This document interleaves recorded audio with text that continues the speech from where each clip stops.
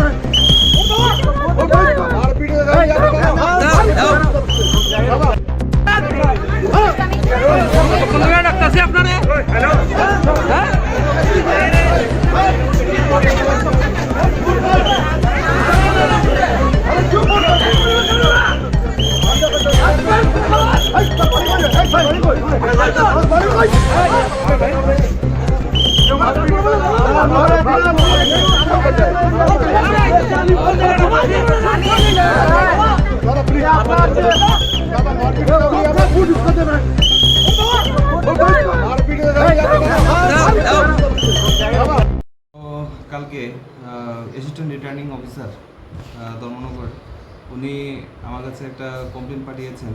একটা ওনাদের কাছে ভিডিও ভাইরাল হয়েছিল যে গত লোকসভা নির্বাচনে পোলিং স্টেশন নাম্বার 55-22 বাগবাসার অন্তর্গত সেখানে প্রিসাইডিং অফিসারকে কিছু মানুষ ফিজিক্যালি অ্যাসাল্ট করেছে, একটা ভিডিও ভাইরাল হয়েছিল।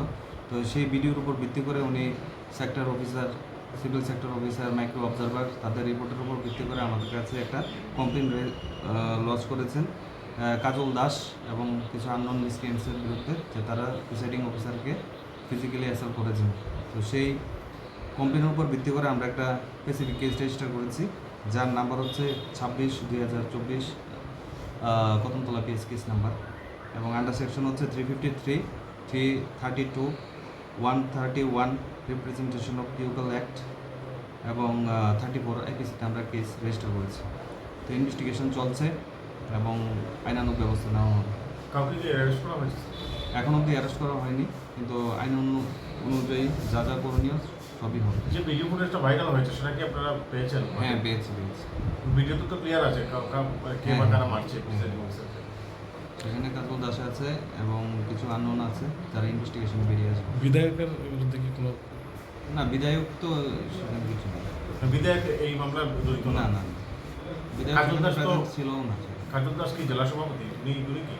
হ্যাঁ, উনি জেলা সভাপতি।